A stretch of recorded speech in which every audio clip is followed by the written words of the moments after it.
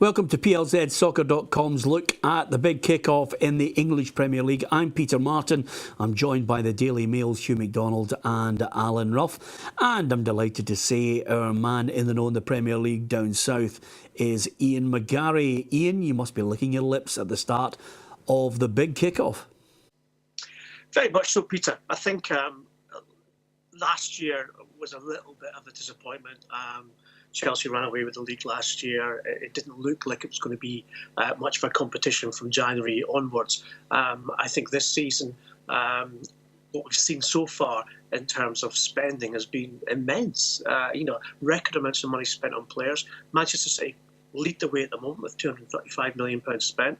And other than that, other teams, even teams like Huddersfield and Brighton, they're breaking their record transfer fees almost twice in 1 week. So, I think we're looking at maybe 6 teams competing for, maybe not the championship, but certainly the top 4 places. And I think it'll be much closer than it was last season, that's for sure. OK, give me your top 4 places. We've all picked ours. What's your choice? OK, boys, get your slips out for the bet shop. Manchester City, Chelsea, Arsenal and Manchester United. Now, with that in mind, I've got to ask you, surprisingly, Chelsea, not your top choice. We think there's a storm brewing there. You'd be very right, Peter. The fact is that Antonio Conte feels that he has earned the right to buy the players that he wants, having won the Premier League last season, under the players whom he was given by the Chelsea, let's just say, transfer committee. And Conte doesn't work that way. Conte wants control. He's a control freak. Most managers are, but Conte is a little bit on the sort of spectrum with that. And he has given already in recruitment meetings March through to May a total of between 13 and 15 players for 3 different positions that he wanted. He's been delivered 0. Instead, he's got Alvaro Morata, who was effectively a Manchester United cast-off because they got Lukaku, who Conte wanted. And then you've got Anthony Rudiger, who is not a touch on Bonucci or Alexandro at Juventus. Virgil van Dijk is another one that Conte would like to see. I would still like to see come in, but again, no bid from Chelsea. So I would say that there's a situation which has to be resolved, and there are not many days left in the transfer window for them to resolve it. I think if Chelsea are clever, they will try and satisfy some of his demands before the touch paper is well and truly burning. Ian, a team to outgo expectations, outperform what most people would think. Is there a potential Leicester City in the group this year? Well, Hugh, I think we touched on Everton, didn't we, last week, as a possible. They've bought well. Koeman's a very shrewd manager. I'm not sure. I'm not sure there's going to be anything like the Leicester City miracle. I doubt that very much.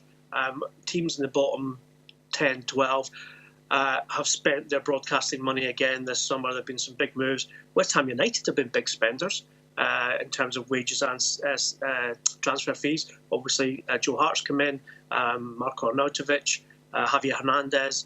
And now you've been talking today about William Carvalho, Portugal international midfielder, who has a £40 million buyout clause. So you'd have to say West Ham are the ones currently chucking the kitchen sink at it. But they have been very, very inconsistent in the last 2 seasons under Slaven Bilic. So I think what will be more interesting in terms of, as you put it, emerging teams, I think will be how Huddersfield and Brighton do in terms of their battle to stay in the league. Both clubs are very well organised, very well run, fiscally very sort of careful, haven't thrown money about, spent about 40 million each maybe so far, probably a bit less, but are trusting in the players that got them up there. And I think there's a good chance that Brighton Huddersfield will surprise people and perhaps just climb the ladder. And it won't be a case of hanging on for survival with 40 points. They might actually make it safe by sort of February, March. And if they do, I think it'll be a great thing for the Premier League, because these are, remember, are 2 teams who've never played in the Premier League format. That's 25 years of Premier League this year. Brighton Huddersfield have never been in it. Ian, you put Man United in there at 4th. Mourinho wanted 4 players. They only got 3, obviously one of them being Lukaku. Is that one of the reasons why you've got them in there? Do you think they should have spent more? I think roughly that Man United lack star quality. I don't see a player at Manchester United like I've seen in my 25 years watching that club play. I don't see a Ronaldo. I don't see a Scholes. I don't see a Beckham. I don't see Van Nistelrooy. I don't see Giggs. I don't see Keane. I think Man United fans and Man United as a club expect to have someone who, when they get the ball, you're on the edge of your seat. And I don't see that in the current Manchester United squad. Now, I'm not saying that's going to in any way hamper them from winning trophies, because we saw last year they won 2.